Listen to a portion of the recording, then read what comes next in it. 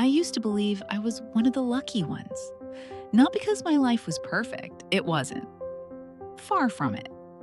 But because I believed I had certainty, and certainty, to me, felt more valuable than passion, more comforting than excitement, more reliable than happiness that came and went. I thought I had a man who loved me, a future that was already written, a life that didn't require constant fear or guesswork. I thought I was safe. My name is Bridget, and for 5 years, I loved a man named James, like my life depended on it. Not the loud, desperate kind of love people write songs about. Not the dramatic, consuming kind that burns bright and dies young. Ours was quieter, steadier. The kind of love you build your entire identity around without even realizing it. We were engaged. The wedding venue was booked 18 months in advance. The guest list had been argued over and finalized. My mother had already started calling his mom family. People didn't ask if we were getting married. They asked when. And if you'd asked me back then whether I trusted James, I would have said yes without thinking. I trusted him more than I trusted myself. James wasn't a romantic in the traditional sense. He didn't write poems or surprise me with flowers just because. He wasn't overly emotional or dramatic, but what he gave me felt solid, dependable. He remembered how I took my tea. 2 sugars, milk first. He knew when I needed to talk and when I just needed silence. He held my hand in public, not loosely or distractedly, but firmly, like he was proud that I was his. When I was anxious, he grounded me. When I doubted myself, he reassured me. When life felt chaotic, James felt like structure, and I mistook that for permanence. The night he proposed, there were no cameras, no audience, no orchestrated moment designed for social media. We were sitting by a quiet lake just outside the city, watching the sun fall slowly behind the trees. The water reflected orange and gold. The air was cool. Everything felt still. James turned to me, suddenly serious. He didn't kneel right away. He just looked at me for a long moment, like he was memorizing my face. Then he said, quietly, "You're my home." Those 3 words lodged themselves deep inside my chest. When he did kneel, when the ring appeared, when he asked the question, I didn't hesitate. I said yes, like it was the most natural thing in the world, because in my mind, the future had already been decided. That sentence, "You're my home," became the foundation of everything I believed about my life. Looking back now, I can see the cracks, clear as day. But when you're inside something, when your heart is involved, clarity becomes optional. The changes didn't happen all at once. They arrived slowly, quietly, politely. James started coming home later than usual. At first, it was once or twice a week, then 3 times, then most nights. "Work's mad right now," he'd say, loosening his tie, scrolling through his phone before I'd even finished asking how his day was. Targets, clients, deadlines, you know how it is. I did know how it was. Or at least, I thought I did. I told myself this was adulthood. This was ambition. This was the season before stability. But then there was his phone. It used to live anywhere. On the coffee table, the kitchen counter, the bed between us while we slept. Now, it never left his hand. If it buzzed, he checked it immediately. If it lit up, he turned the screen away from me. He started taking calls in other rooms, smiling at messages he never explained. Once, one quiet evening, I reached for his phone casually, not suspiciously, just to check the time. He flinched, not subtly. He physically jumped. "Oh, sorry." He laughed too quickly, pulling it back. "Work stuff? Confidential?" I laughed too, but something tightened in my chest. At night, he turned away from me more often. Our conversations shortened. His laughter felt distant, like it belonged somewhere else. Sometimes, lying next to him in the dark, I felt like I was sharing a bed with a stranger wearing my fiancé's face. Still, I told myself I was imagining things. Love makes you generous with excuses. Love teaches you how to lie to yourself convincingly. The truth didn't arrive with drama. It didn't announce itself. It came on an ordinary Wednesday. I left work early with a headache and that dull, heavy feeling behind my eyes that no amount of water seems to fix. On the way home, I decided to surprise James. I picked up dinner from his favorite place, the one he always insisted we save for special occasions. I didn't text him. I wanted to see his face light up when I walked through the door. When I unlocked the door to our flat, the first thing I noticed was the smell. Not bad, just unfamiliar, a perfume I didn't recognize. Then I heard laughter, a woman's laughter, coming from the bedroom. My hands went cold instantly. The takeaway bag slipped from my fingers, containers hitting the floor one by one. The sound felt distant, like it belonged to someone else's life. I walked down the hallway slowly. Each step felt unreal. The bedroom door was slightly open, and there he was. James, my fiancé, sitting on the edge of our bed. His shirt was unbuttoned, his shoes kicked off, his hand resting casually on another woman's thigh. She looked up first, our eyes met. Then James turned. "Beep." That was all he managed to say before my entire world collapsed. I didn't scream. I didn't cry. I didn't ask questions. I just stood there, frozen, while every strange moment from the past few months replayed itself all at once. The late nights, the secrecy, the distance. Suddenly, everything made sense. "I can explain," he said, standing up too quickly. The woman scrambled for her shoes, muttering apologies she didn't mean. I watched them with a calm that scared even me. "No," I said quietly. "You can't." James reached for me. I stepped back. "I loved you," I continued, my voice steady, almost gentle. "I trusted you with my life." The woman fled past me without another word. James started crying, actually crying, begging, saying it was a mistake, saying it meant nothing, saying he loved me. I listened, and something inside me died. What he didn't know that night, I didn't throw him out. I didn't scream. I didn't call his family. I didn't expose him online. I went to bed alone in the spare room and stared at the ceiling until morning. Because while James thought he'd been caught, he had no idea what was coming next. I wasn't going to destroy him loudly. I was going to do it slowly, silently. And when it was over, he wouldn't just lose me. He would lose everything he had built his life on. The morning after I found out, James woke up like a man who believed tears could reverse time. He moved carefully around the flat, as if sudden sounds might shatter whatever fragile hope he was clinging to. He spoke softly, walked softly, watched me constantly, like a child afraid a parent might disappear if they looked away for too long. He made breakfast, eggs, the way I liked them, toast cut diagonally like he always did. I didn't touch it. "I know I don't deserve this," he said, voice trembling. "I know I've hurt you. I hate myself for it.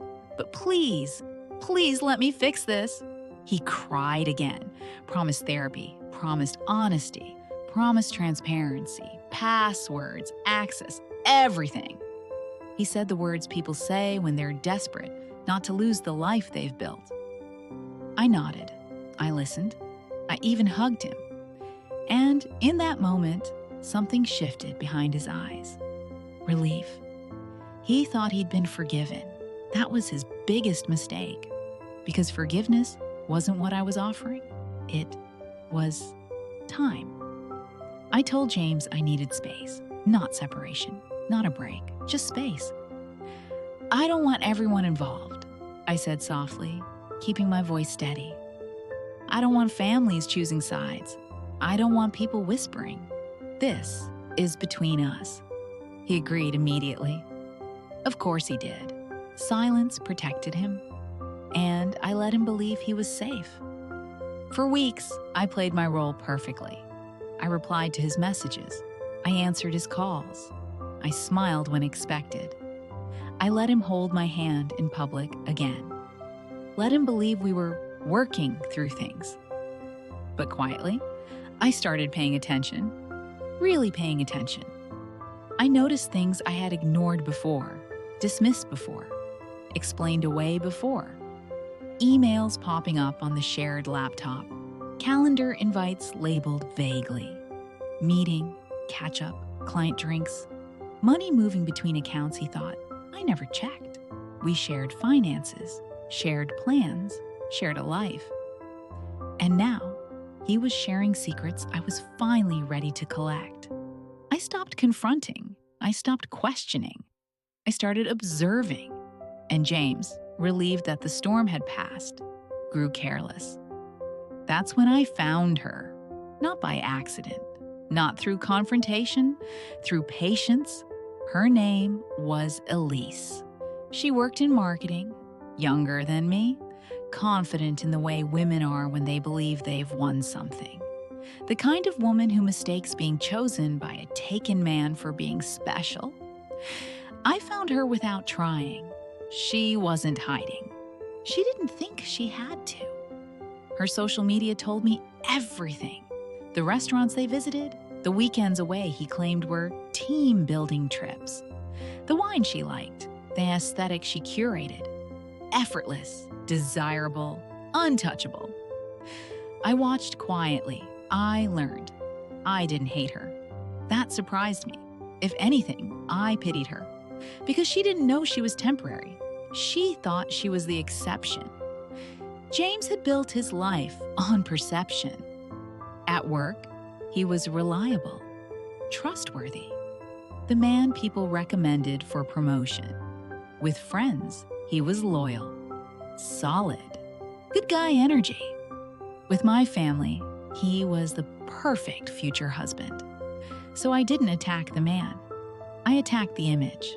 At dinners, I asked innocent questions. How long have you been staying late lately? Oh, didn't you say you were with Tom that night? Never accusations, just curiosity. I watched people exchange glances. I let inconsistencies reveal themselves. At the same time, I separated our finances. Carefully, legally, silently. I spoke to an advisor, moved my savings, changed passwords. When James finally noticed money shifting, he looked uneasy. Is everything okay? He asked. I smiled gently. I'm just protecting myself, I said. You understand, right? He nodded. He always nodded. The first real crack appeared at his job. An anonymous email reached HR. Not dramatic, not emotional, just factual, dates, times, evidence. I didn't lie. I didn't exaggerate. I simply let the truth exist where it had been hidden. James was placed on temporary review. He came home pale that night. I don't know who would do this, he said, panic creeping into his voice. I've never given anyone a reason to hate me. I held his hand. Sometimes, I said quietly, the truth doesn't need hatred to surface. I watched him unravel slowly. The stress changed him. He became sharp, paranoid, defensive. He slept less, snapped more, checked his phone constantly, not with excitement, but fear. Friends pulled away, invitations stopped, trust thinned. And Elise. Elise grew impatient. She hadn't signed up for uncertainty. She wanted reassurance James could no longer give. They argued more. She wanted promises. He offered excuses. One night, he confessed to me that she was causing problems, that she was too demanding, that he was thinking of ending things. I looked at him and felt nothing. The man I once loved was already gone. What stood in front of me now was a stranger, built from bad choices and fragile pride. And he still didn't realize. The worst was yet to come. The final unraveling didn't happen all at once. It never does. It came in quiet losses, small humiliations. Moments James brushed off at first, telling himself things would stabilize. They didn't. The review at work stretched longer than expected. Meetings became colder, emails shorter. He stopped being included in conversations that used to center around him. When he spoke, people listened differently now, carefully, cautiously, like they were reassessing everything they thought they knew. James could feel it. He just didn't know where it was coming from. At home, the pressure followed him. He paced, snapped over nothing, apologized immediately after. He asked me questions he'd never asked before. Do you think people change? Do you think one mistake should define someone? Do you think I'm a bad person? I answered calmly. I think patterns define people, I said once, and consequences reveal them. He didn't like that answer. Then came the call. It happened on a Tuesday afternoon. I was in the kitchen when his phone rang. I watched his face drain of color as he listened. Short answers. Yes. I understand. No, of course. When he hung up, he didn't look at me. They're restructuring, he said finally. My role's being made redundant. Officially, unofficially. Everyone knew. James lost his job, just like that. No grand exit, no dramatic confrontation, just a quiet removal from the life he thought was untouchable. He sat on the sofa that night, staring at nothing. Elise disappeared within hours, blocked his number, deleted their photos, erased him like he'd never existed. The woman who once smiled at secrecy suddenly had no patience for failure. James spiraled, called her again and again, left voicemails she'd never hear. When he finally broke down, it wasn't loud. It was hollow. I gave up everything for her, he whispered. I didn't correct him. A week later, I ended it. No shouting, no tears. I told him I knew everything, that I had known for a long time, that I stayed long enough to make sure I'd never look back and wonder what if. He didn't yell, he didn't beg, he just sat there, broken in a way that couldn't be fixed by apologies. When our families asked what happened, I told the truth. Gently, without venom. I didn't need to destroy him publicly. Life had already done that for me. I moved out. New flat, new routines, new silence. The quiet was loud at first. There were nights I cried, not for James, but for the woman I used to be. The one who trusted too deeply. The one who ignored her instincts. The one who believed love alone was enough. But slowly, something else took root. Strength, clarity, peace. I learned how to sit alone without feeling lonely, how to rebuild without rushing, how to trust myself again. Months later, I ran into James by chance.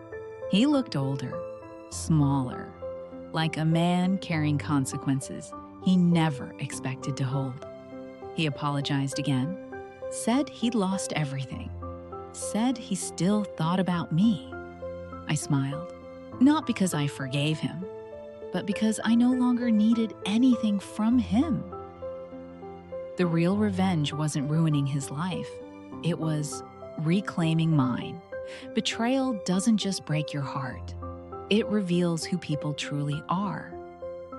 And sometimes, the quietest revenge is letting someone live with the version of themselves they tried to hide, while you rise into a life they no longer get to touch.